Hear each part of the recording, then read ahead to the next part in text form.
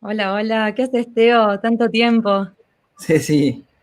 Bueno, genial, estamos en vivo. Estamos en vivo, estamos en vivo. Son las 8 de la noche en Argentina. Veo que hay gente de Argentina conectada, así que muchas gracias por sumarse. Sé que es tarde, estamos todos un poco quemados con fin de año y todo, pero prometemos una buena charla en esta edición. Total. ¿Cómo están las Contame, cosas en Montevideo? en Montevideo, bueno, bien, bien, genial. La pandemia, ¿no? Y todo lo que eso trae y demás. Trae y se lleva a su vez, ¿no? Pero bueno, a nivel producto, bueno, creo que la comunidad va creciendo poco a poco y bueno, aprovechando estas ProductTank, digamos, que unen a todas las comunidades de Latinoamérica, así que genial. Nosotros por acá estamos contentísimos. Genial, muy piola. ¿Qué me Bueno, contás por aprovechando, Córdoba? ¿cómo? ¿Qué me contás por Córdoba? Y mira, por Córdoba estamos bien, está todo bien, hace mucho calor y tenemos mucha gente que se fue sumando de Córdoba, no sé si mucha, pero se van a empezar a sumar seguro, tenemos varios inscriptos. Y la verdad que hablando de esto de conectarnos con todas las ciudades de Latinoamérica, esta ya es la tercera edición que estamos haciendo, así que está buenísimo. En esta vez tenemos a gente de Lima, de Bogotá, de Medellín, dentro de Yo, Argentina tenemos, sí. perdón, pero cuento cuatro. No, en realidad hubo una que hicimos el World Product Day. Me acuerdo esto fue 2018 con Teresa Torres. Uy, tenés razón, que fue pre-pandemia, o sea, es la tercera que hacemos en pandemia. Hicimos Exacto. una pre-pandemia, es verdad, semipresencial, estuvo muy buena. Ahí ya Muy loco. empezamos a conectar, tenés razón. Bueno, ahora estamos en Argentina, somos una banda de provincias, Córdoba, Rosario, Buenos Aires, Mendoza, tenemos Santiago de Chile, tenemos Bogotá, México, eh, nada, ¿qué me falta? Montevideo, creo que somos una banda, así que bueno, Está Lima también. tal cual. Bueno, lo tenemos a un agradecimiento enorme a Dieguito, que es organizador de ProductTank de Lima, que está detrás de escena, pero está haciendo que todo esto salga bien y sea posible, así que muchas gracias. Y Es bueno, ¿te parece que el, arranquemos? dire- el director de cámaras. Tal cual, tal cual, tal cual. Así que bueno, podemos ir arrancando. Bueno, ¿qué es ProductTank?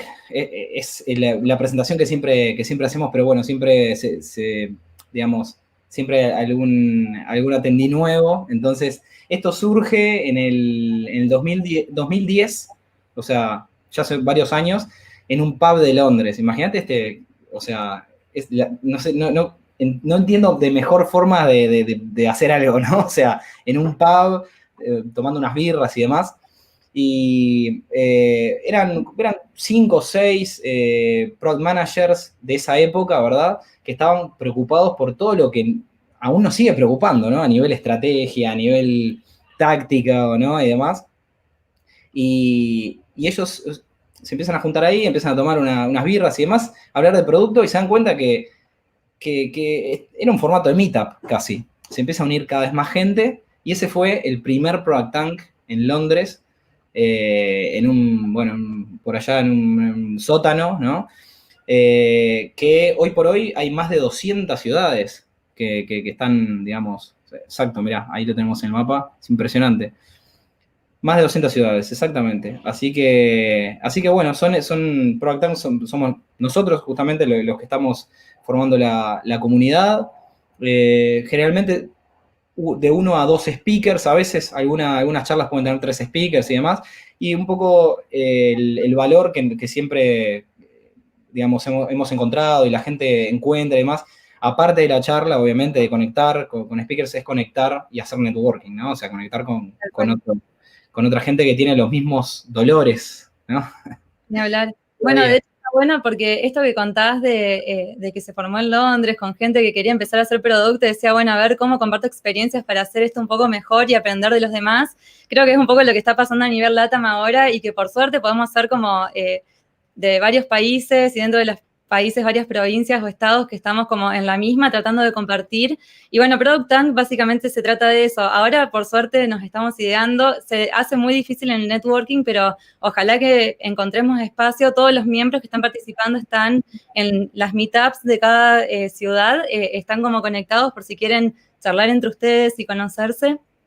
Y la idea también cuando hacemos los eventos presenciales es que las personas que pudieron usar alguna técnica, tener alguna experiencia en relación a el product management o a la gestión de producto, que puedan venir, contarla y que el resto podamos aprender de sus experiencias y entender que, bueno, esto me sirvió, esto no me sirvió, ese es un poco el espíritu que queremos generar. Y nada, nadie sabe más que el resto, sino que es un poco poder generar esta comunidad, tender estas redes y compartir las experiencias. Así que bueno, ya volveremos a la normalidad, a los eventos presenciales, al networking, y así estamos. Mientras tanto, es juntarnos y llorar juntos, básicamente, ¿no? Es eso. sin dudas. Sí. Si se quieren unir igual a la comunidad y seguir conociendo más gente, más allá de las personas que estamos dentro de las mismas ciudades, tenemos como varios canales en donde podemos estar conectados. Por un lado, bueno, lo que mencionábamos, las ProductTank locales, que mientras esté la pandemia va a estar medio complicado, pero ya volveremos. Después, por otro lado, existen las conferencias internacionales de Mind the Product que se hacen en distintas ciudades, por ejemplo, en San Francisco, en Singapur, en Londres, etcétera. Y la verdad que son eventos que están buenos, son muy lindos, hay muchos referentes de la industria que van y cuentan sus conocimientos, transmiten todas sus experiencias. También hay un blog de Mind the Product que se los recomendamos mucho, que básicamente ahí hay podcast, hay material escrito, hay videos, están los videos de todas estas conferencias de Mind the Product para los que no podemos asistir. Y por otro lado, y creo que es un poco el que más nos mantiene conectados en el instante, tenemos un Slack que se llama slack.mindtheproduct.com. Dentro de ese Slack van a ver que hay muchos canales. Hay algunos que son, deberíamos crear, de hecho no tenemos ninguna Latam, sí tenemos a lo mejor por países, y ahí se pueden unir libremente, conocerse con gente que esté relacionada al mundo de producto y que quieran también compartir sus experiencias. Hay canales de feedback, la verdad que es una comunidad que está buena y cuanto más nos sumemos y podamos compartir, siempre va a estar piola. Total, hay canales de hiring también, en caso de que haya alguno que está buscando nuevas oportunidades o viendo un poco a ver qué hay, está re interesante. Así que es gratis y bueno, todos y todas están invitados. Bien. Bueno, ahora sí ya pasamos.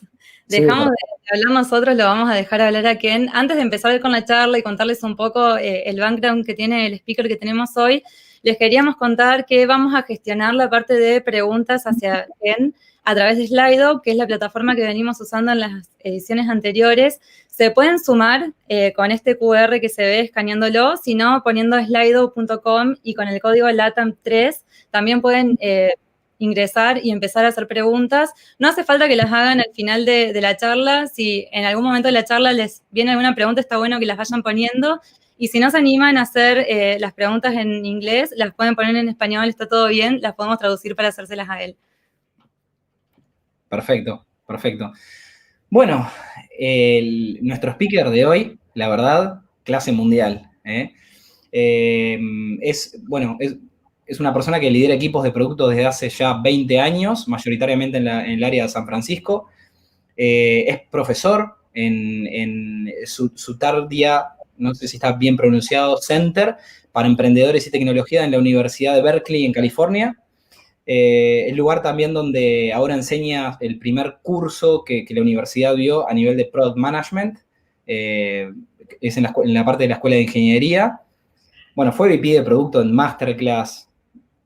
Imagínense, definiendo, lanzando, manageando productos web, mobile, ganadores de premios, o sea, una cosa impresionante. Y aparte es autor del último libro que escribió, es The Influential Product Manager, que es un libro que recomendamos muy fuertemente desde la comunidad de ProductTank Latam. Así que bueno, con ustedes, sin más preámbulos, Ken Sandy.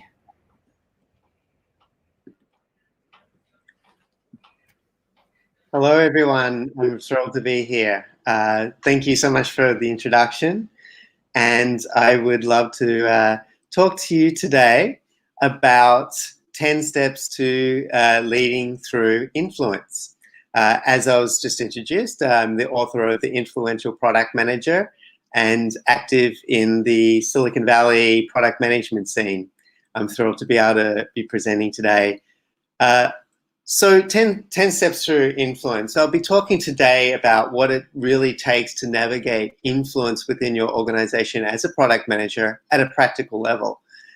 This will start with me just defining what influence is and what we all have often heard, like what managing through influence or leading through influence is and how you can apply it. I'll talk through 10 tips on how to actually apply yourself to be effective in your organization through managing through influence. And then we'll be wrapping up with some Q&A. So let me start by first defining what influence is and then tell a story. So influence is often just described as aligning goals or behaviors or outcomes and the process that you as a product manager go through to ensure that your organization is aligned behind a similar set of outcomes that you're trying to drive for. But I go a step further. I believe that really great product managers who are effective with influence align not just activities, but they also get hearts, minds, and actions. They align a set of beliefs. They get everybody aligned around a common set of purpose, a common and shared purpose, and they get everyone to really believe in the vision and the power of what you're actually building. Now, a story. In one of my very first product management roles, I was tasked by a C-level executive to lead an important and urgent initiative. He asked me to get a team assembled to work on it right away. Ambitious and hungry for leadership opportunities, I readily agreed. I called a meeting together, including people from the marketing, engineering, and design teams. I gave a rousing speech asking that they drop whatever they're doing and commit themselves to this new goal, as it was such importance to the COO.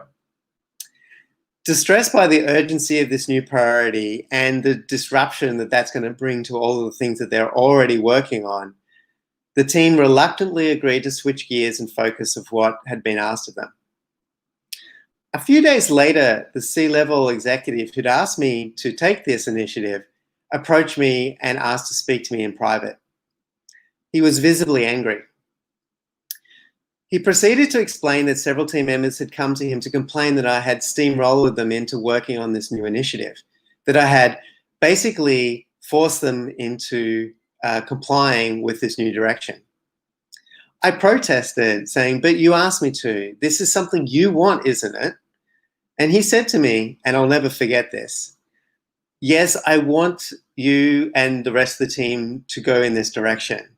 But no, I didn't ask you to operate in that specific way. Instead of pushing them into doing something, I wanted you to motivate them. You should have explained why this was important, provide business context, and discuss the customer need. Just because I want it and ask you to lead it doesn't mean you can suddenly direct others. You use my position and my seniority to transfer authority to yourself, and that weakens me. I want to inspire my team, not simply order them to work on something." So what he was talking about, and the mistake that I had made, is that I had instead tried to use authority. Authority is directly controlling actions through organizational seniority, power of relationships, apparent or real expertise, or in some cases, a threat of consequence.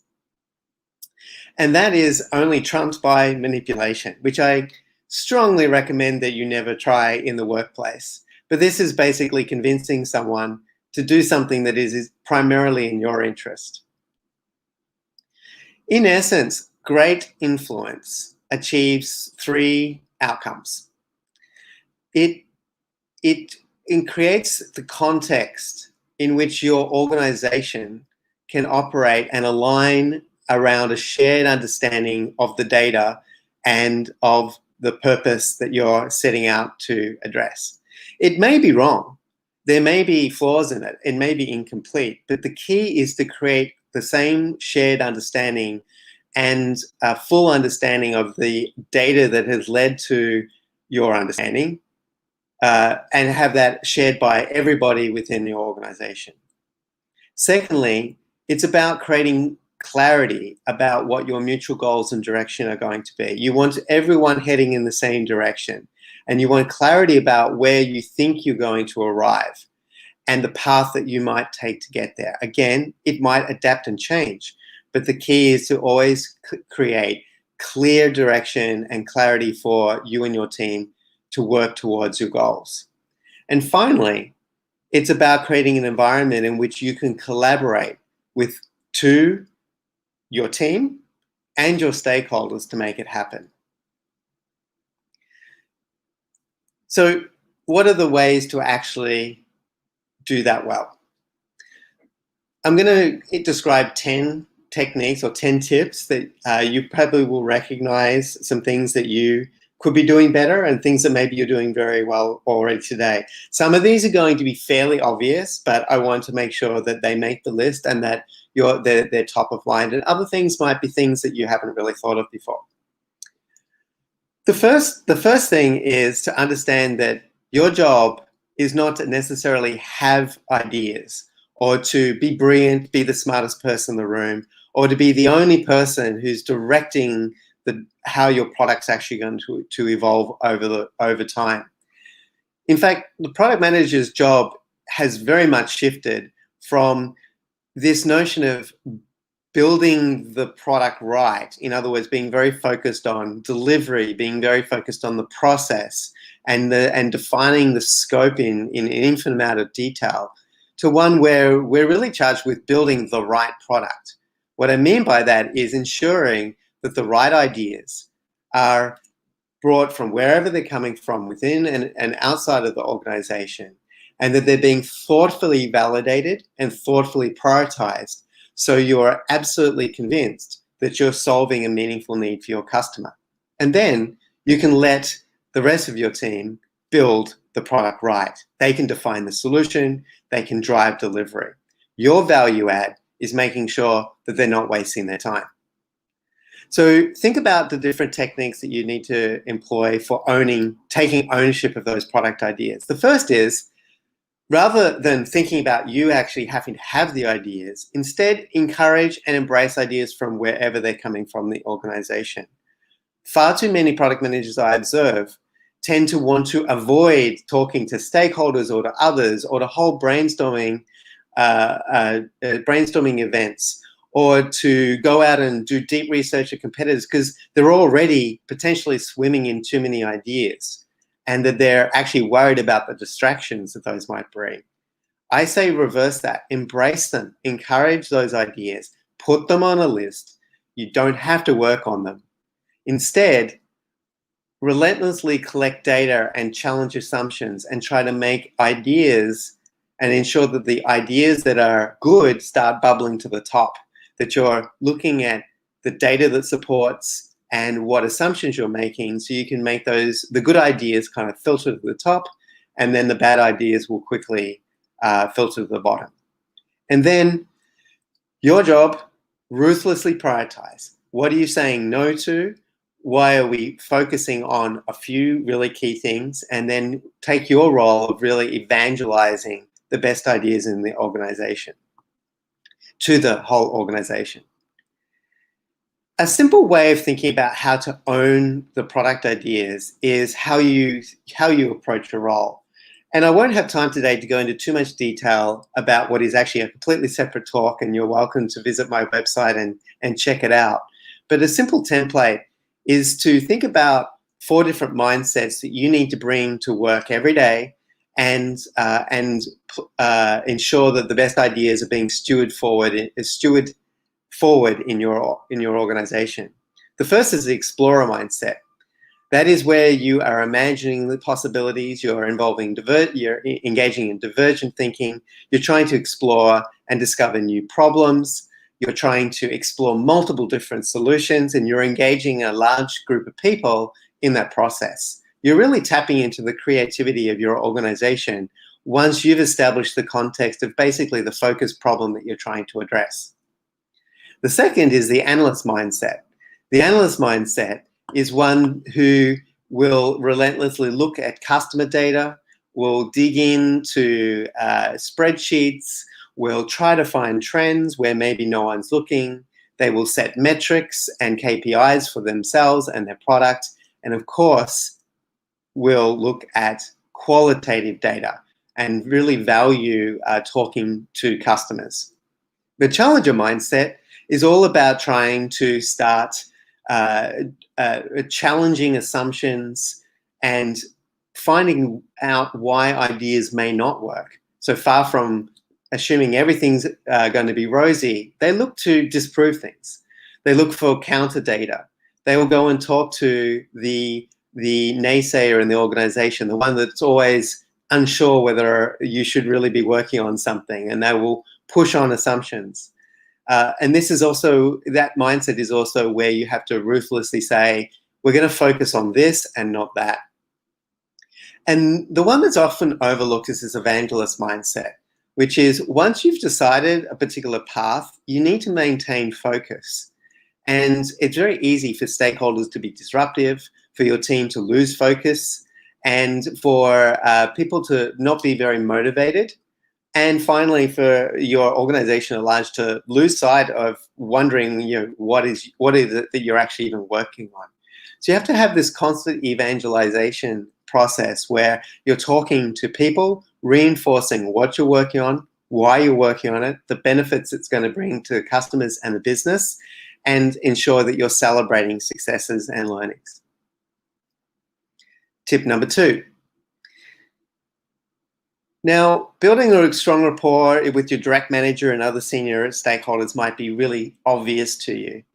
But what I've found and observed is that really influential product managers understand that they need to build deep relationships long before they need to rely on them. If you leave it until you need the help of some stakeholder, they may be less inclined to expend their time and political capital in assisting you if they don't feel that you've developed a very strong relationship with them already. And I must say that stakeholders are not just senior managers or the people who have the most immediate say over your role. You have to think very broadly across your entire organization about anyone who might be affected by your work, has influence or power over it, or has an interest in its success, and ensure that you are building those relationships. Because at any moment, a junior engineer or someone in the legal department or somebody who has access to a particular customer you want to speak to, you might need to rely on them to help you, and you want to have that broad set of relationships. So this is not just your direct manager or the higher-ups that may have most say in your world. And a very important, very simple way to think about how to build those relationships is the trust equation. Trust is actually fairly simple to build if you think very clearly about the 3 things that make the most difference in trust. And trust is actually built through the frequency of quality interactions. You notice I didn't say quality. I didn't say that that every single interaction has to be very lengthy, or you have to go join a soccer team with them or anything like that. This is about just those light touch, frequent quality interactions that you have with many people as possible. They can be 5 minutes, but it's a quality discussion from anything from how are they all the way through to checking in on how their goals are, how they're progressing against their goals, and is there anything that you can do to help. Then second biggest thing that drives trust is follow through. Saying what you're going to do and doing what you said you were going to do. And this can be very, very simple. I have a famous example where I lost a lot of trust simply because I promised something where I would reply to a stakeholder in email within 2 days, and I let it go a week. And just because I'd said I would get back to them in 48 hours, which was giving me time to think through the requests that they were asking of me, because I then broke that promise, that lost a lot of trust. So these could be very, very simple things to think about with your follow through. And then minus self-interest. And the simplest way to figure out whether you're crossing the line here or not is when you talk to your stakeholders, do you talk about them? Do you ask questions about their world? Do you focus on their goals? Do you empathize with them? Or do you primarily seek to get something from them or talk about yourself? So define your stakeholder group very broadly, as I said. It's not just those senior people, think broadly across any department that might help you. I've had great success even in building relationships with junior customer service people who will feed me information about how my product is doing in the market, or the front desk who can ensure that they order some pizzas for a hardworking team. Meet with them initially one-on-one, and as I said, listen more, talk less. And as you build those relationships, maybe you don't need to meet that frequently, but that initial meeting is important to really establish an understanding of where they're coming from and how they like to communicate. And then be very deliberate on your stakeholder management strategy. What I mean by that is be very clear about who the maybe more difficult stakeholders are, and don't just meet with the easier people. Think about their communication style. Do they prefer email? Do they prefer status updates? Do they prefer not being bothered unless there's a problem? Or do they like kind of being engaged in ways like during brainstorming or getting engaged with the team? Do they want to be supportive to the team, or do they just want to know where things are at? Related is how you engage, giving them updates. And one of the most critical techniques to managing your stakeholders effectively as an influential product manager is to have two principles. Whenever you're going to be presenting findings or try to make recommendations, before you go and do that in a group, always seek buy-in individually from at least the key decision makers within that group, and have a no surprises policy. What I mean by that is you don't present information in a group setting or in a way where the stakeholder is hearing about it for the first time and you've caught them off guard, and now they have to react to it rather than having time to ask questions, think about it, and then potentially come being very supportive for what potentially might be a significant change in direction that you're recommending. Essentially, buy-in is pre-wiring group consensus by previewing key points individually with those stakeholders. This gives them time to digest and get on side. I've had some examples where I thought I was going to be making a recommendation that was quite controversial and certain stakeholders were going to really hate it. And indeed, when I presented it to them individually, they reacted very negatively. But then over time, they asked questions and came around to that was actually the right course of action. And in the group setting, actually became advocates of that direction, supporters. So by taking those steps of buy-in and making sure they weren't surprised in that group setting, they actually became supporters. At a minimum, this will forewarn you of issues that might derail you later. Better hear them individually than in a group setting. If that comes up again, at least you know and you can be more prepared. And don't avoid and put off sharing uncomfortable information, missed deadlines, scope reduction, cancelled projects, an executional issue, major bugs, a metric that has gone south unexpectedly. It's inevitable they're going to find that out. So share that uncomfortable information early, and always, of course, be prepared with recommendations. The fourth tip that I find really influential product managers master is being very clear about their role and when they are focusing on the problem and not engaging in the solution space. And generally, I find that product managers rush too fast into defining solutions, particularly getting swept up in new information, or maybe a directive from someone in authority, or maybe a customer has come in with a very specific request. And they rush into defining the solutions and sometimes prescribing the solutions to an engineering and design team in ways that, number one, they don't understand the problem well enough yet to know whether that's truly the right approach. Now, I'm not saying don't operate with a sense of urgency and don't try to quickly get to a solution, but I am saying to spend some time, or at least be aware that you may not understand the problem well enough to know that that is the right use of those scarce resources. So do your best to define and validate from your customer's viewpoint what the problem really is. Ask why, not what they want, but why they want, and try to get back to those root cause issues. Instead of approaching things as a must-have, should-have set of features, for example, instead set hypotheses and approach any specific feature or approach that you want to take or initiative as an untested hypothesis. You don't know it's actually going to solve that problem. So it's possible maybe that other solutions, you need to test several solutions, or you need to find a way to reduce scope so you can get something quicker to market to figure out whether or not it's actually going to solve the problem. And finally, really focus on setting context for your team, focusing on the problem, focusing on the data that you understand, the underlying reasons that you're actually tackling a particular problem, motivates and empowers the team. And then to the extent possible, allow them to actually craft the solution and at least collaborate on the solution.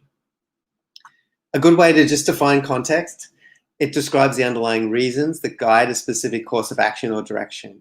It can be a description, it can be data, it can be a vision. But basically it describes why you are doing something and not the what or the how. Fifth point. We all hate prioritization. It is probably the hardest thing that we are faced with doing. And the thing that there is literally a tool in product management world per product manager. Nothing works all the time. And you never have enough data. Setting priorities is super critical. And in many ways, the reason why it's super challenging is that the processes and the tools that we theoretically use for prioritization is actually the easy bit.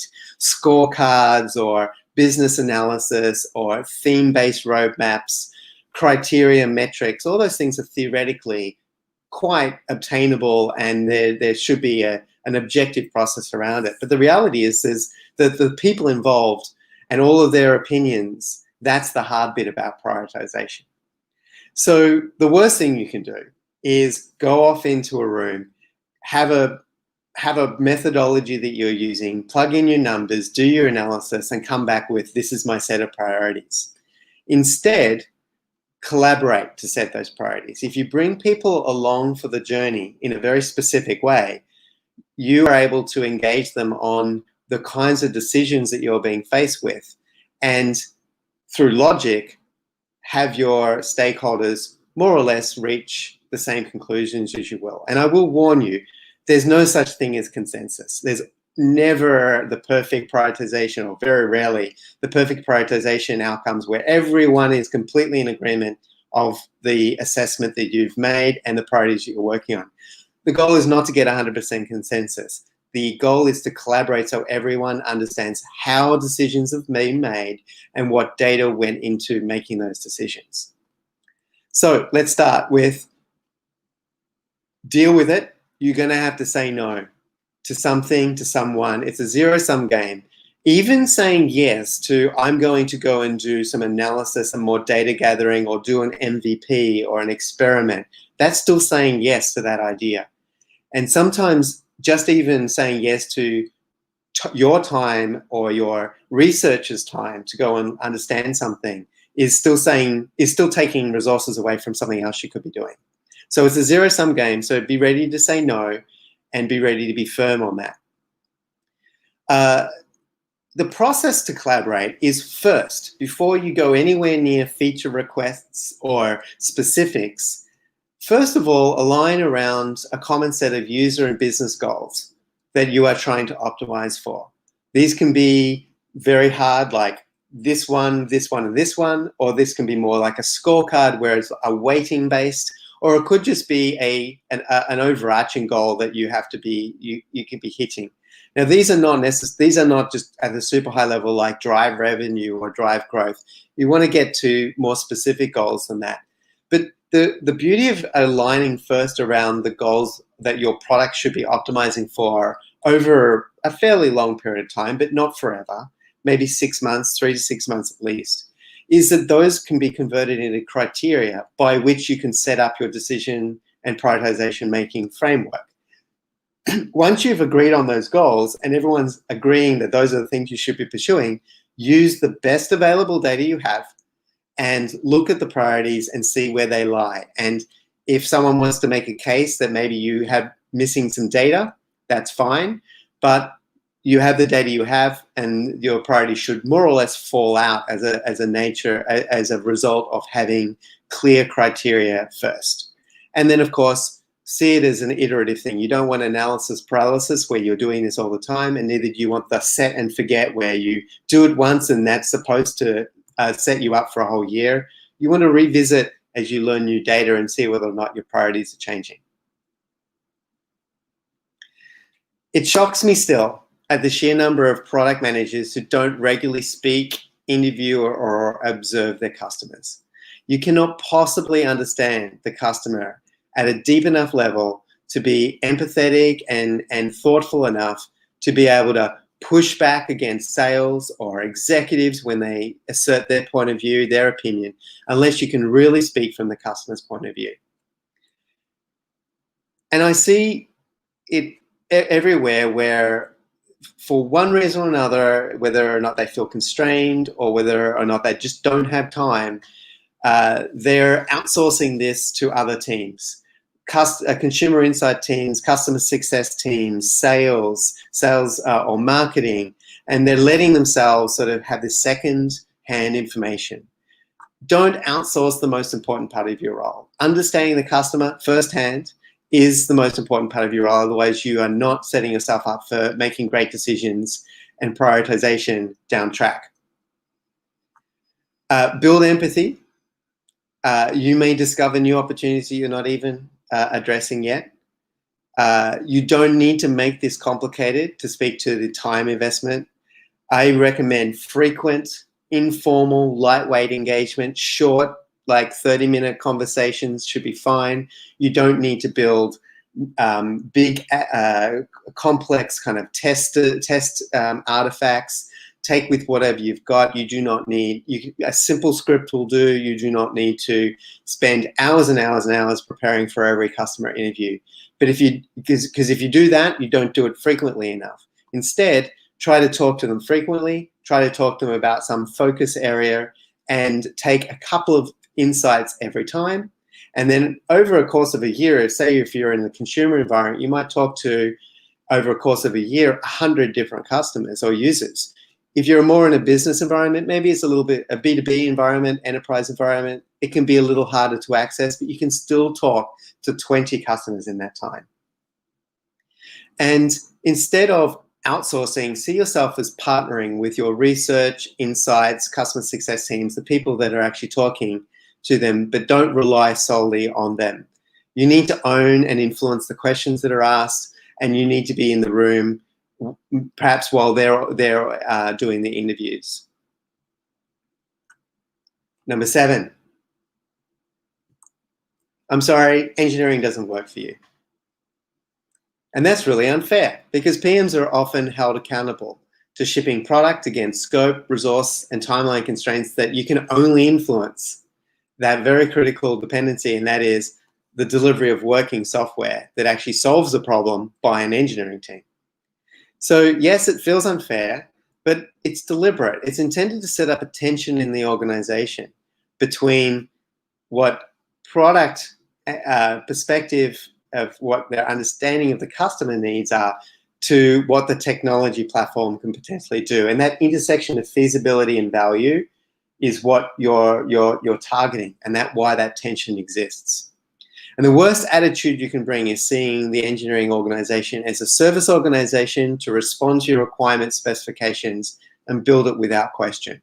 You will demotivate your engineering team and destroy your reputation.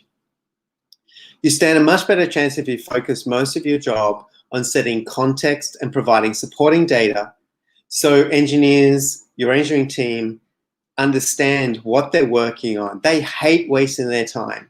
They want to know what they're building is going to be useful and successful. So focus on why and encourage their ownership of what and how. The why being the context of the data and the what being the solution. Involving them early during discovery, exposing them to customers, exposing them to the data that you're gathering. You don't want to do that excessively, and you don't want to say, hey, I'm going to just facilitate this and you figure it out. You've got to have your perspective too, and then you want to introduce them to what you're discovering firsthand. That's very, very powerful. I've actually had some situations where by exposing an engineer to a specific customer and seeing the customer struggle with the product that they have been building, they went back to their desk and went and fixed those problems that day. And when you're introducing any new project, do not jump to, here's my requirements document. Instead, take a step back and say, I need to catch everybody up with the same kind of data and understanding that I have. You're going to be ahead of your team. So take the step back and make sure that you share all of that context, let them ask questions and give them time to kind of catch up and buy into the same kind of conclusions that you're reaching in terms of value and opportunity. And then secondly, see part of your job is setting up a feedback loop. As you work with your engineering team, periodically, and ideally at, say, the end of launch or initiatives, so long as it's not too long, hold a retrospective and ask, how can we work better together? And pick no more than 2 to 3 things to improve on each cycle, and then your relationship will improve with them over time. And related, be ready to make those tough trade-off calls early and throughout execution so you can keep your team on track, in particular your engineering team. Being proactive and decisively managing those trade-offs is a very admirable quality in a product manager and earns you a lot of respect. You're making tough calls and you're prepared to stand behind those calls. And when you're wrong, you're prepared to reverse those calls. It's as simple as that. So examples of where I see less decisive behavior is when you have a lot of nice to haves and should haves, and you're leaving things open-ended and so saying, oh, we might get to those features if we have time. That's not decisively managing scope. Do that hard work to get that scope down as tightly as possible so you know everything that you're asking the team to build is of value. And if you're unsure, then leave it and come back to it later once you get the core product into market, where you can have a greater chance of validating whether or not something that you're asking them to work is going to be valuable. Now, I'm not saying that everything you build is going to be valuable. In fact, it's likely that you might have more like an 80% success rate, but that far beats what our industry standard is, which is something along the lines of 60% of product delivery and engineering time is waste of one sort of than another.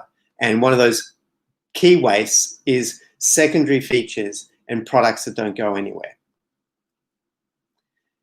Sensitively navigate those whole estimation and date setting. So one of the trade-offs that you're focused, if you think about the triangle, it's scope, quality, and time, given a finite cost or a finite set of resources.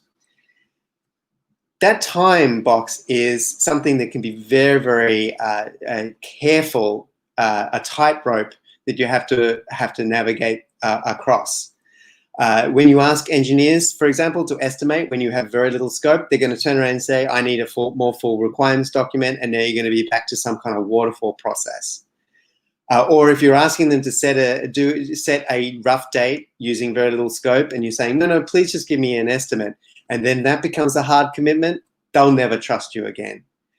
Stakeholders, on the other hand, are going to ask you for dates very early on, and they're going to want to hold you to them. And so you have to navigate those sorts of conversations very carefully by talking about what you know, what you don't know, having contingencies, talking about confidence levels, and perhaps providing some ranges of dates without specific dates, but saying we're confident to this level here, we're very confident to this level a little bit later.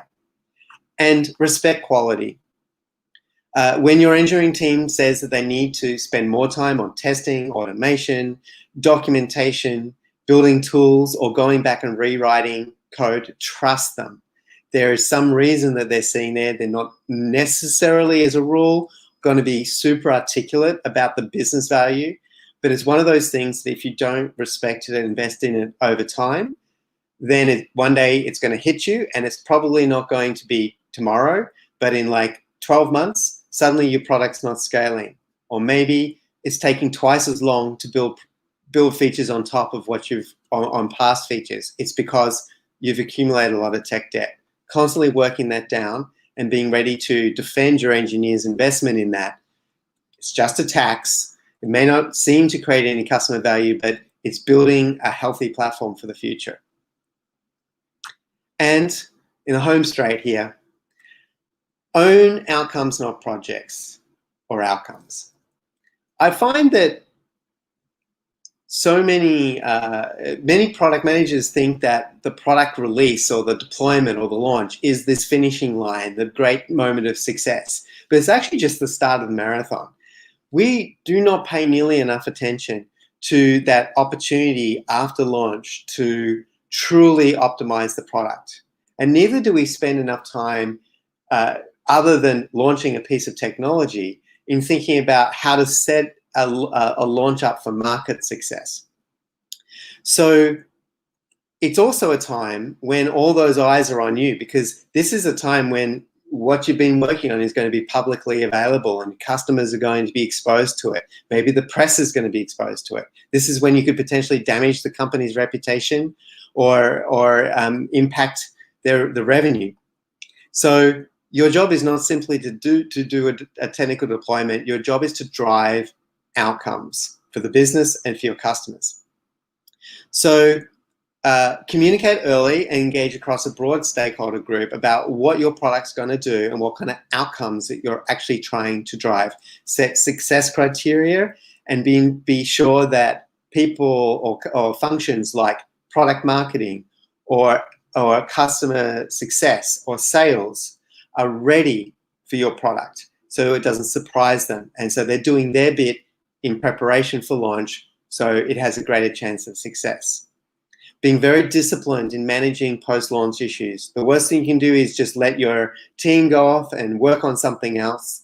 You want to be able to be very disciplined about what are the bugs and issues that are coming up, what risks are happening, and importantly, keeping an eye on the business metrics. What metrics seem to be negatively influenced, which ones seem to be going up, and do I know why things are going up and why things are going down?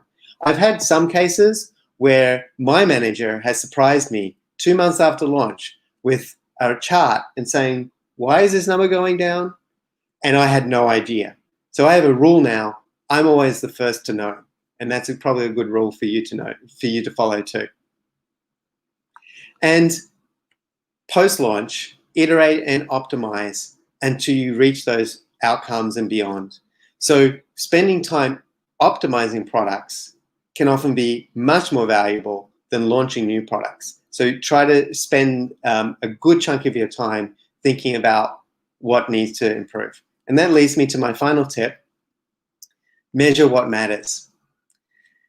Many business metrics, and even those ones that are most common in your finance department or your CEO hold most dear, are irrelevant to your underlying product success. It's the delivery of value to your customers in a business viable manner. That's what matters. Many metrics are vanity metrics. They're distractions. They can actually, at their worst, mask issues. They'll come into the forms like registered users or page views, or it'll be even things along the lines of revenue or have we gone and signed a big deal with a big customer.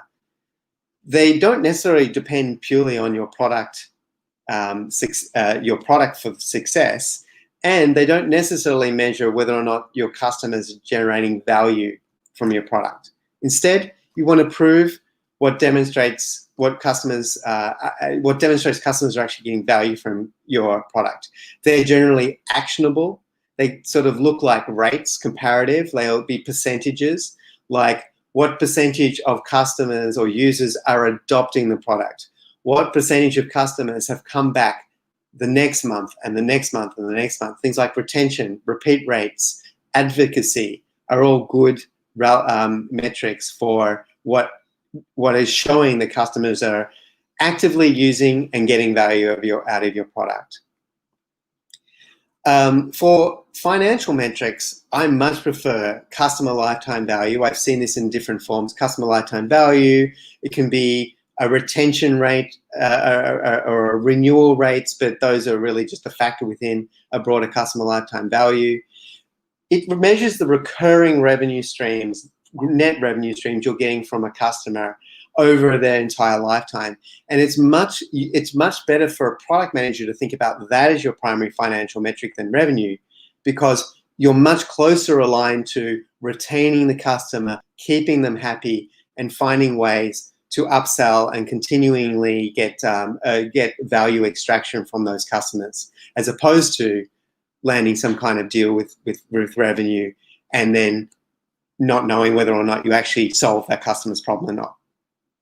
And just like talking to customers, data scientists and financial folks, they're rare and very, very busy. Your responsibility, don't outsource, your responsibility is to define, gather, analyze, and report on those metrics. So that's it. That's the 10 tips to lead through influence.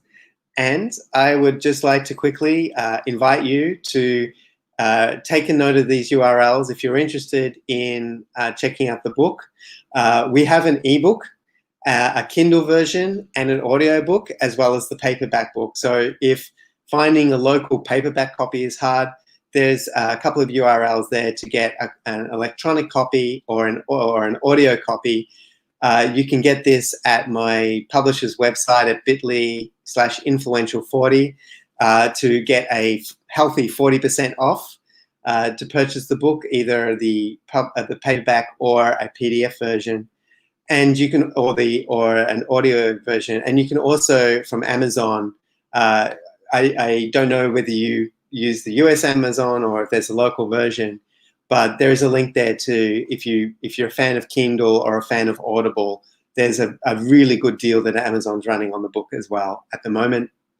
There's my website. Please feel free to come to the website, register. There's lots of resources there in addition to the book and tools to help you be more influential. And feel free to connect on LinkedIn. I connect with anybody in our product family, and I'm happy to keep in touch and answer questions or reach out through email. And thank you very much.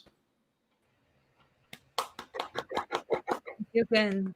Ken, great talk, actually. Yeah. I love it. I found it very powerful and actionable. But it's something that, it's not so easy to find sometimes, right?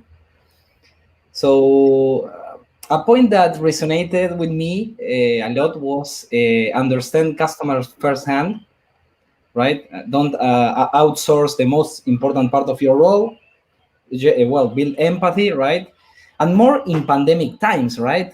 We are right now in a moment that empathy is like a superpower, right? Something really important.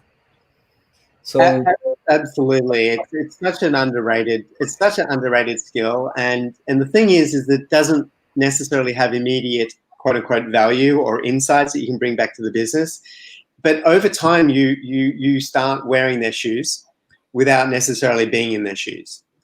And that allows you to pick up on little tiny things. I'll give you an example. A company that I was working with wanted to add a add-on for their product where they charge somebody to basically extend their subscription an extra month if they haven't been using it. And my spidey sense, knowing these customers, felt that doesn't seem right. And I knew at my gut it wasn't right. And it was because it was a very unempathetic thing to do. These are customers that have probably been very busy. A lot of things are going on, and they haven't been able to use the product that we had offered them. So they haven't got the value out of what they've already paid for. And then we turn around and say, give us another month and pay us for that. Otherwise, we're cutting the product off. That's not how we should be operating. And so when I thought, now it would be very different if I was thinking about my customer as somebody who's just lazy. But because I knew that my customer had been going through tough times, they're very busy mums and dads, all this stuff was happening that they hadn't realized, hadn't preempted. They were over ambitious in what they thought they could do to use this as an education tool. It was clear to me that that was the wrong decision. And that's just because I had built that empathy up. Totally. Looking right now, I'm seeing the Slido questions that we have a lot actually, and some question that I believe is related with what we are talking about is can you recommend any tips to create good relationships in pandemic times? Yeah, I mean, for sure. So I've noticed a couple of really interesting things. The first thing is that we're all in the same boat, and so for one of the first times, we kind of all know what each other are feeling and thinking, and the fears that we have, and being in lockdown, and children at home, and things like that. And so I've found that there's already a natural breakdown. This human connectivity is just it's become quite more more clear, and I think just acknowledging that has been very powerful. The second thing that I've noticed is also a lot of Zoom, right? A lot of video conferencing and stuff, and everyone's in their house, and some people have like crazy stuff going on behind them, and they're sitting on their bed because their loved one is in the office and being very loud, right? So I've actually enjoyed the chance to see inside my workmates and some of my customers, and I work with a lot of different consulting. I work with a lot of different stakeholder people, but some of them I've never met in person. And there's just this interesting little view inside the world. Like I literally just got off a call before this one where I heard this poor man, his wife was like going crazy because the baby wouldn't stop screaming, and she just walked in the middle of the meeting and handed him the baby and a bottle, and he was like, he's the CEO of this company. And he was like, excuse me. And so he's feeding the baby, and he's burping the baby, and he's having this serious conversation with us. And I was just like, I think there's just some humility and humanity. And so I've made a point of learning their kids' names. What's your kid's name? And I always kind of joke, future product manager. And everyone's sick of that joke now, but kind of, a bit of a joke, right?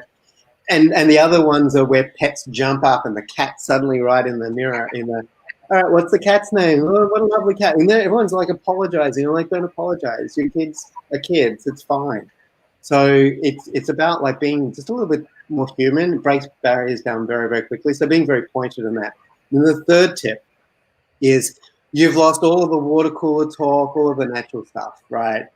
But, and I think this is a good thing in the long run, we now have to be much more deliberate with, there's someone I haven't reached out to in a while. I'm just going to put a 15-minute one-on-one on the calendar, no agenda, check in, or a stakeholder I haven't talked to in a while. And one of the great things about this dynamic is it used to be that you used to have remote people and people in the office, and the people in the office knew way more of what's going on because they were running into each other and chatting and talking over lunch, and the relationships were stronger.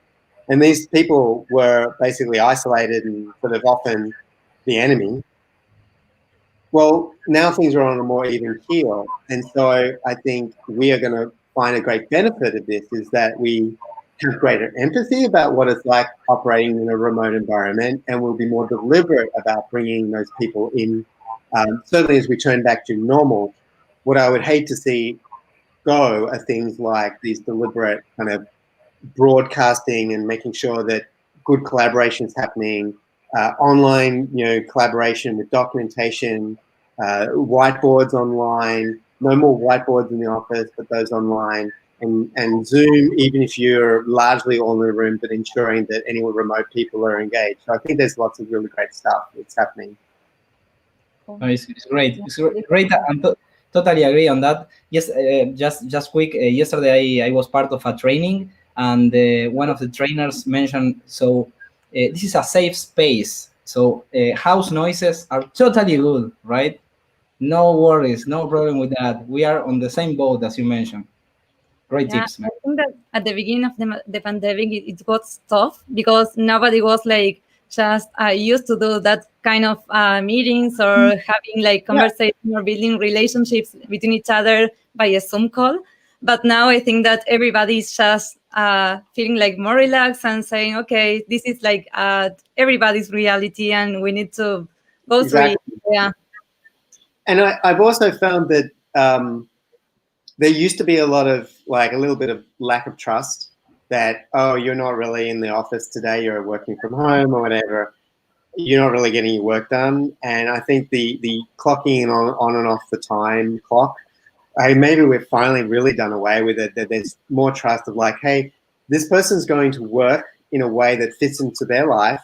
That doesn't mean they have to be available 100% during work hours, but they're going to get the work done because they have to get the work done if they're going to do this long term. The outcomes, if they're not driving outcomes, will become very obvious. So we've got to trust people. And I've got a friend who's actually a CIO of a bank in San Francisco, and he was talking about how the CEO had a rule: no one could ever work from home. You need to see them in their office on time, everything like that. They were forced to work from home, and the CEO wanted to hold out and not let that happen until it was like, no, you're going to probably kill your employees unless we let this happen. Let it happen. No loss of productivity. People are actually more motivated. And the CEO is kind of like, now he's like, well, he's not that self-aware, but from my friend's perspective, he seems to be like, oh, nothing bad happened. And look at this, the bank's in business and I don't need to see my employees every day kind of thing. So moving forward to another question, because we have a lot actually. Please, there's like lots of questions. Yeah. So we talk a lot about like building good and trustful relationship between all the stakeholders and product managers, and also the role of the product manager, just scoping the right product and looking the metrics and a lot of stuff. So in your opinion, what is like the right balance for a product manager, a product leader to spend like just building relationships with stakeholders? Yeah. So this is one of those questions where the answer could easily be spend 30% of your time talking to customers, spend 30% of your time working with engineering, spend 30% of your time answering email and then spend another 30% kind of being strategic, and then spend 30% more kind of doing communication, and then you add it up and you're like, wait, I'm up to 180%. So that's a question that I've learned not to answer directly with a percent, because it's so I think the best way to answer that is go back to the core of your role, which is drive customer outcomes in a valuable way that's also business viable, that creates an opportunity for the business to extract our fair share of the value. My job is like to get that ball. I'm not the I'm trying to think of a football analogy that would work really well in South America, but I'm failing, I'm sorry. But I'm not, whoever is the one who like gets it all the way to the end. They're more the coach, they're more the ones who are pushing the whole team forward, right? And the goal will be scored. Your job is go wherever you're needed in that spectrum to get that ball to move forward. And if that means you have a tough stakeholder that's a holdout and disrupting the team, you got to spend more time there. And that means less time over there. If your main problem is you deep in your heart suspect maybe we're working on the wrong things, you need to be spending more time in discovery and validation, right? So use your best judgment. But what is true is it's very easy for the urgent to always outweigh the important. So you have to figure out how to at least cut down the line. Maybe 50-50 is a good rule. I have to find half my week to be able to work on that important longer-term strategic stuff, to validate I'm working on the right things, to make sure the stakeholders are on board, and then maybe the other 50% you can say I'm being more tactical, executional, making sure that things are coming together. Now, one implication of this is you have to trust your team to run with and build a solution that you'll be happy with, and you can't micromanage that. And so one of the hardest things to do is to let go, and also convince your team that they should be effectively doing what they might think is your job, right? Oh, I need really super detailed requirements, and I want all the acceptance criteria before I work on it. I want to see all the data, and I want everything proven. It's not fair on you, and it's not a reasonable ask. So you have to draw a different line, and that's a negotiation. But delegating to your team is a good way of freeing up time. So I hope I've answered the question a little bit. That the ball analogy is, I think, the key thing here is what's the next important, not urgent, but important thing that's going to stand in my way from getting the goal. That's great, and I will relate all what you mentioned around be mindful of your time, your own time, your focus, and everything. Related with say no, right? That you mentioned how to say no, or you need to say no more often, right? But the question that I want to ask here actually is Carlos from Slido, that ask around if we are saying no, we should be supported to say no, right? So the question Carlos asked here is, can you share some tips to build trust with your boss? When you say no. Exactly. I believe that is one of the examples, right? You should be empowered to say no, but you should have support, right? To take decisions. Absolutely. And I'm not pretending that there's always going to be cases, even in the least authority, dread, or command control kind of environment, where you're just going to have to do what the boss is asking, kind of thing, or what that big customer is asking. I'm not naive. It's going to happen. So it's about not being, be a little bit of the willow rather than the firm oak tree. You want to bend a little bit, but you don't want to be a walkover, right? So it's about being a little bit thoughtful about when to push back and when not. And then you're right. You need to be trusted, and that requires. First of all, you've been hired into the role, so you should be trusted. And if you're being hired into the role and there's no trust, and you're expected to earn, I mean, that's unfair. Maybe go find another job. But it is fair that you need to not lose trust at least, and that means what I said: frequent, light touch relationship building. Show them you're aligned with their goals. Explain how you're aligned with their goals. Tell them what you're working on. Be transparent always. When they disagree with you, listen and accept the feedback rather than getting defensiveness, right? So those are the things that you can do to lose trust. And if you do it well, you can build trust. But then there's also just the things that are in your power. So I come back to here's just a little kind of role play, very quick, right? So say you've got a very, very strong senior executive who sets deadlines or scope or both, right? This has to be done by this date. They generally present issues in terms of solutions rather than problems. And they may even see product management as just a service organization. So there's almost like this adversarial relationship. Strategy: respect their authority. Then bring the conversation back to the desired outcomes. They're rational, objective people at their core. They may not be nice people, but the bottom line is there is some underlying root causes there, or underlying objectives, and they generally are able to connect the dots logically in their own head and they get to an answer and then they want the answer.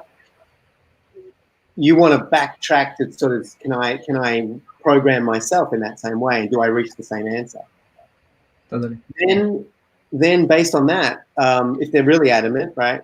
First of all, you may find flaw in their logic, and they generally are going to respond to that because their logic, they're like, oh, okay. You can sometimes be very direct with very direct people, and then if not, then if it's still something you're not convinced on, you can commit to some kind of discovery activity where you're saying, I'm going to learn, and we need to do this for this reason, and then finally, if it's still like, no, we're going to do this, articulate the impact and resulting trade-offs required. What's the negative impact of going down this path and the trade-offs required? And that might then, I've just basically given you 3 ways you can say no without saying no, right? Yeah. Totally. So, but you start with that respect of that authority. Like if you try to just push back or, no, I'm the product manager, you're not going to get anywhere. But if you can creep up onto it like that, the implication, because they're rational, logical people, is they're going to be like, oh, okay, I didn't realize that meant that the thing we agreed was really important last month. I thought that was done. I thought that was done. In stakeholders' minds, the moment they think something's prioritized, they go, flip, done, next problem.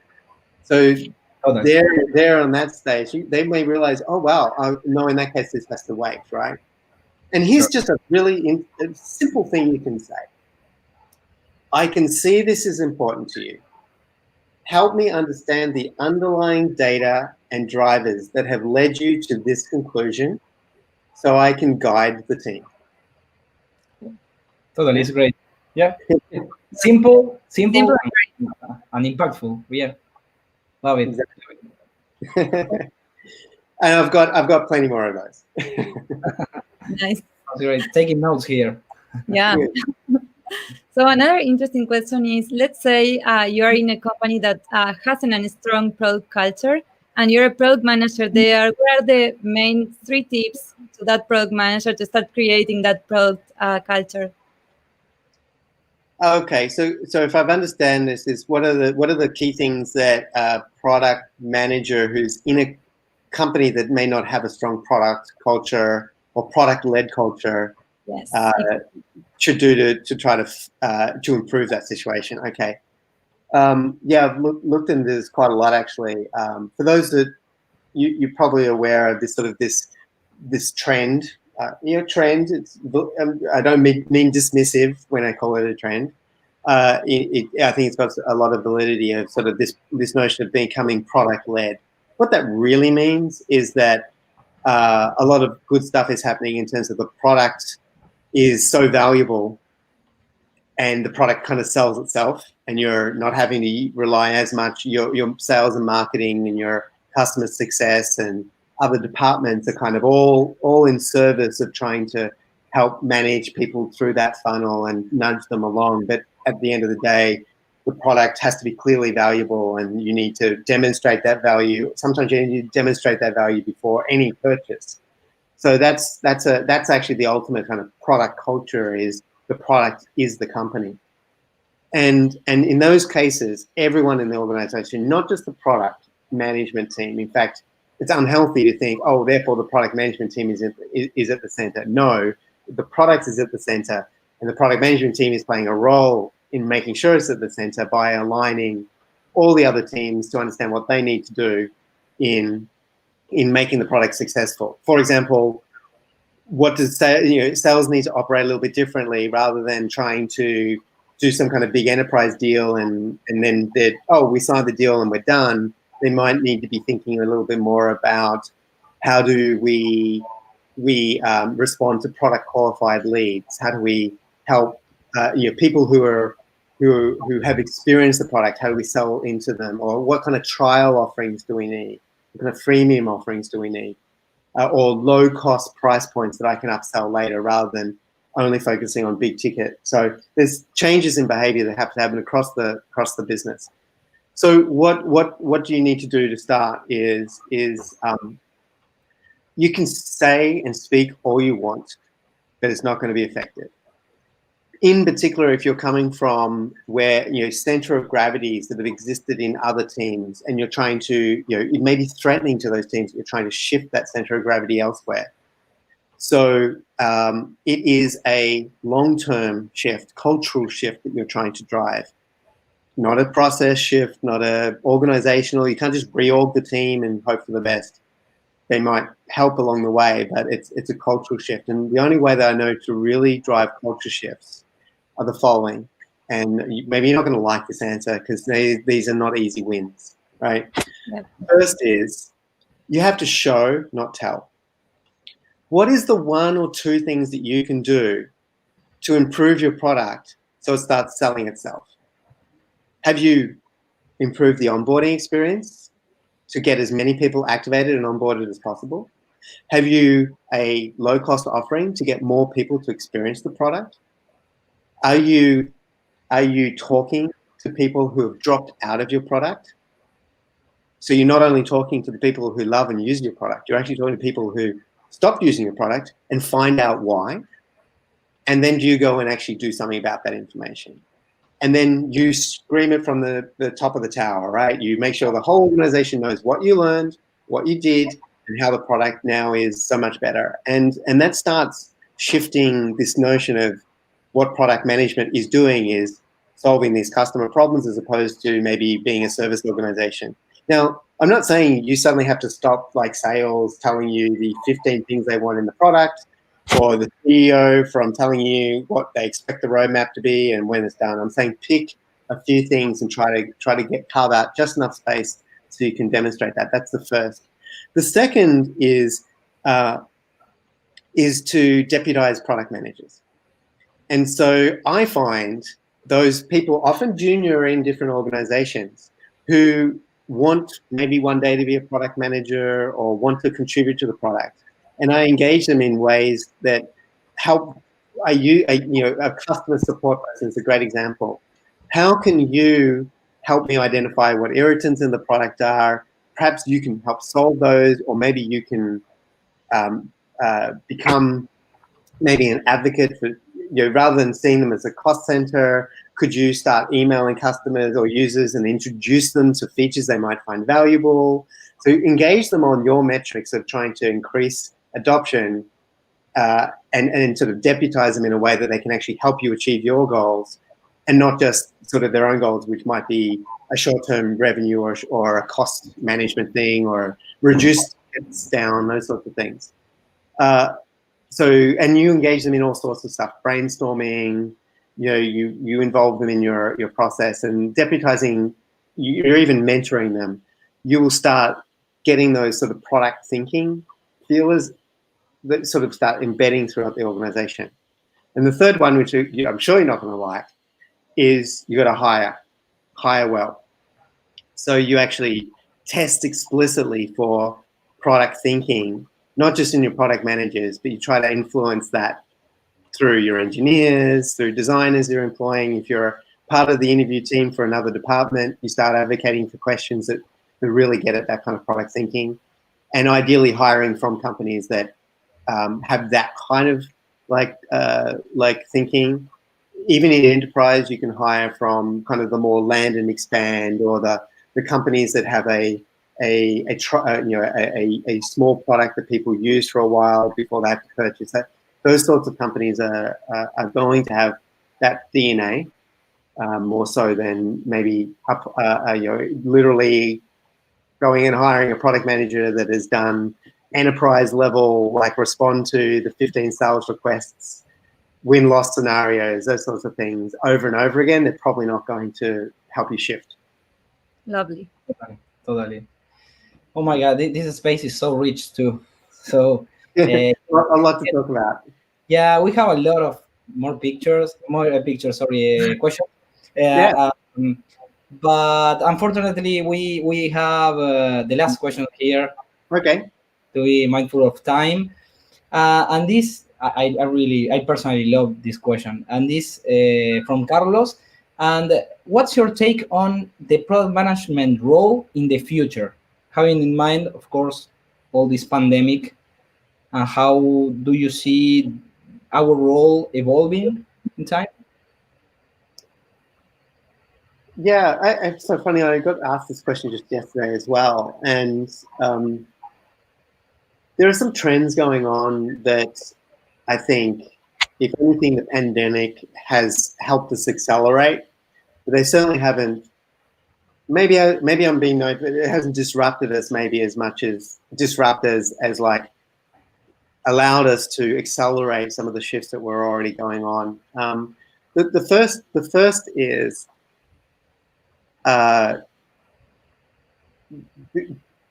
this notion of being able to work effectively remotely and influence a very broad organization without having to be in the meeting or fly to another city to go meet with a client. Or like, look at me, I'm in Melbourne, Australia right now, and I have traveled to 7 countries this week. And almost, at least half of those I would probably have had to be in person, right, for some reason. Maybe not this, but for other things. And so I think that just we are going to find ourselves to be able to be more efficient, and people, the cost of those activities I was talking about, like talking to customers or engaging people who are remote, is lower because you don't have the travel and the preparation time. You can just drop in and out a little bit. So the cost has come down, so the ability to do that more effectively has gone up.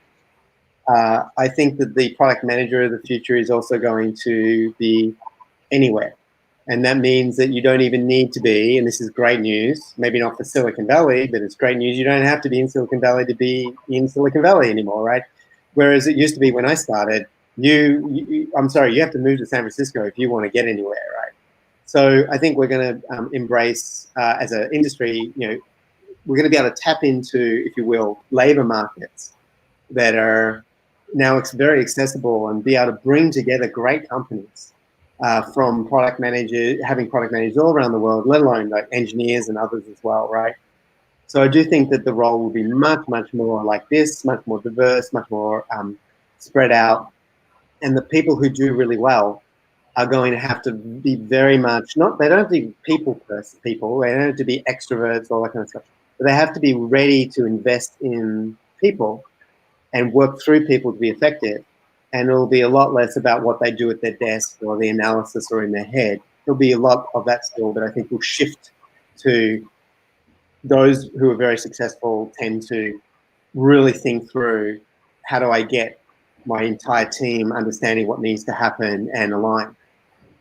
A few other things that are happening, right? So one of the other things that is happening already is this sort of push for more iterative delivery, even in enterprise and certainly SaaS, like being able to do more iteration. So we don't have to be right.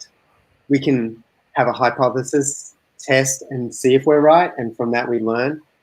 And I think, again, like things like lower budgets, emphasis on tools, a lot more tools now, low and no code movements, machine learning movement, is all helping us accelerate our rate of learning and iteration. And so again, that role that's gonna, it's happening.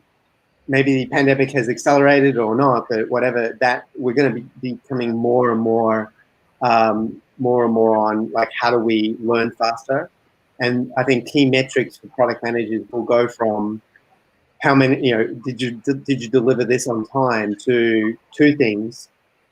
What are the customer-based metrics that you're moving, and how many at-bats are you having? If it's a baseball term, how many chances have you swung at an idea and seen whether it works or not?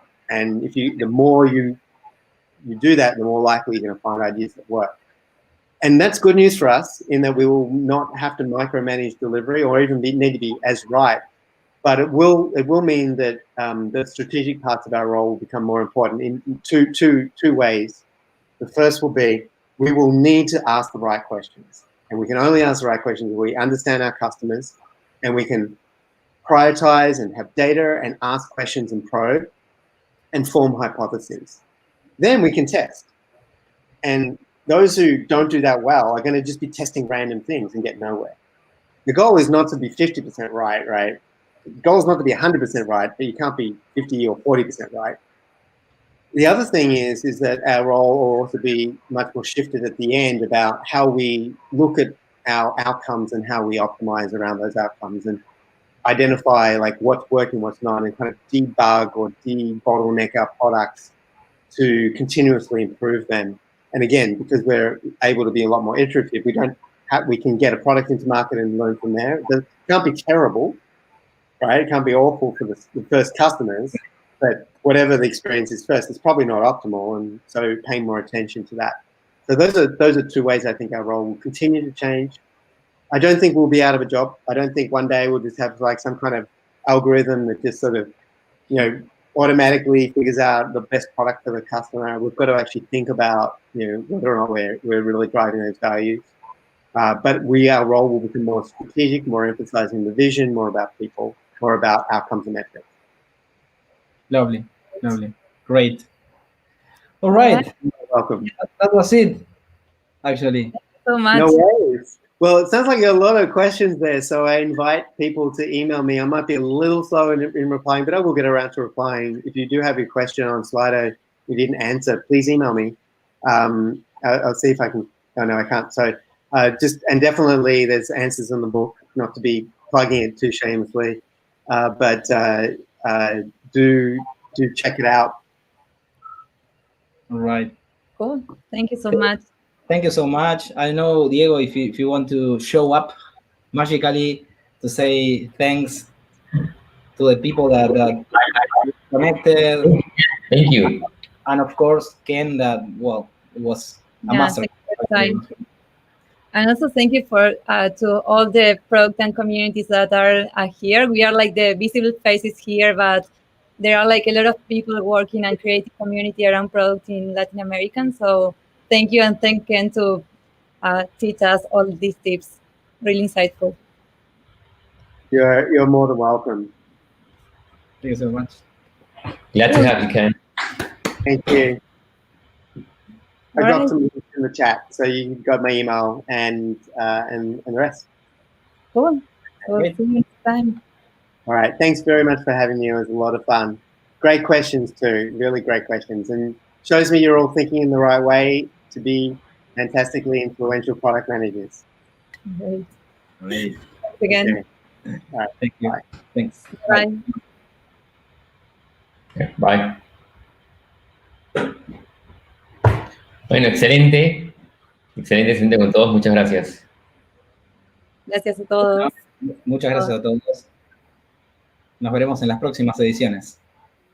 Perfecto. En la quinta.